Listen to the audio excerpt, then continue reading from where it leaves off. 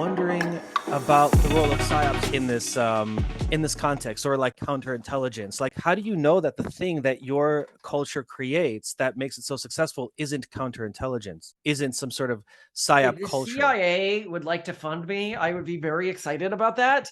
But if you look at how, I mean, the great thing again is that I think that the CIA, the FBI, the intelligence agencies within the United States used to be able to operate effective cultural counterintelligence, with like Jackson Pollock and stuff like that, right? Like they did a good job, like in handling psyops and everything like that. The problem is that these organizations have become so infected by the virus themselves that they have become incredibly inefficient.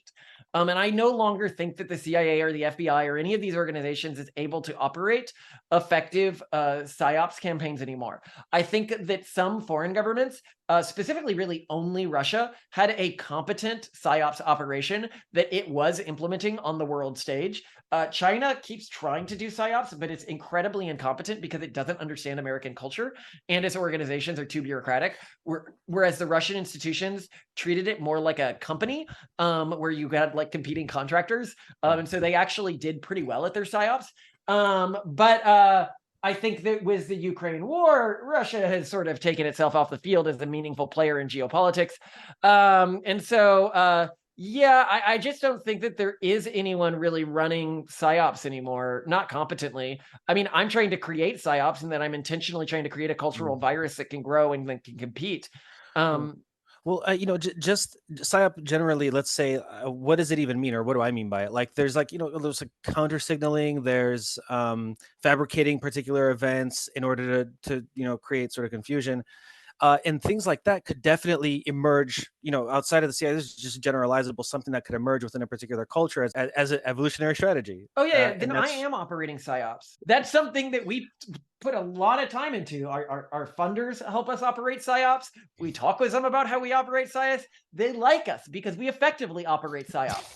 I talk about things, when we're talking about media, a really important thing to do, and this is something that, it's a strategy we learned from Trump, is you say something that the media guffaws at, because they're so infected that they don't realize that the average citizen agrees with it.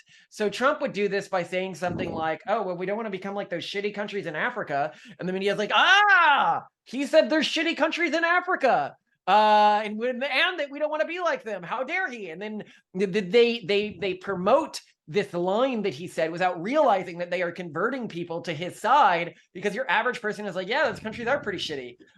We will sometimes plant specifically baited hooks that we know the media is too blind to realize that they are serving our interests when they bite them.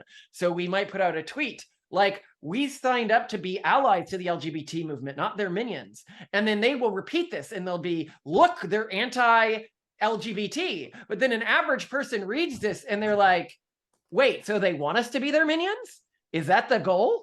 So you can have these little hooks where you say something that to somebody who's completely brainwashed will seem like a way to attack you, but to the average citizen who's still trying to figure out reality and not just compete within some brainwashed hierarchy, which a lot of these people are doing. Like, that's why they think that this stuff works, that they're just obsessed with the social hierarchy within these totally converted institutions, that they will spread my message. And so that's how we work.